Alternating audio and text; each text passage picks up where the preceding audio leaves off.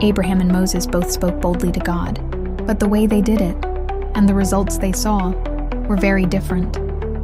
In Genesis 18, God tells Abraham that he is going to judge Sodom because of its great wickedness. Abraham is concerned, especially because his nephew Lot lives there, so he begins to ask God a series of questions.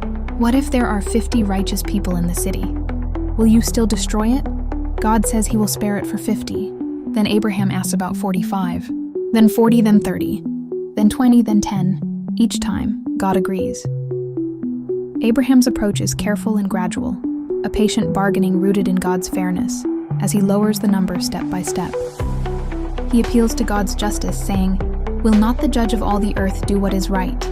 He speaks humbly, even saying, "I am only dust and ashes." Now compare that to Moses in Numbers 14. Israel has refused to enter the promised land. They are afraid and rebellious. God tells Moses he will destroy the nation and start over with him.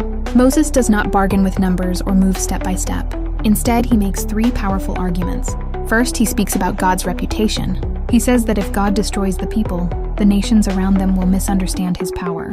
Second, he reminds God of his own character, that he is slow to anger and full of faithful love.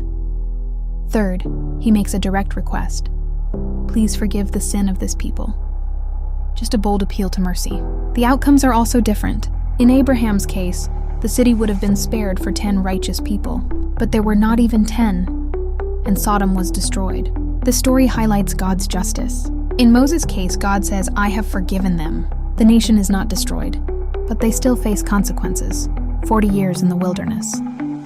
The story shows both mercy and justice working together. Abraham negotiates over how many righteous people are needed to stop judgment. Moses pleads for mercy for an entire sinful nation based on who God is. Abraham teaches us that God is just and willing to listen. Moses teaches us that God is merciful, faithful to his covenant, and responsive to bold intercession. Both men show something remarkable.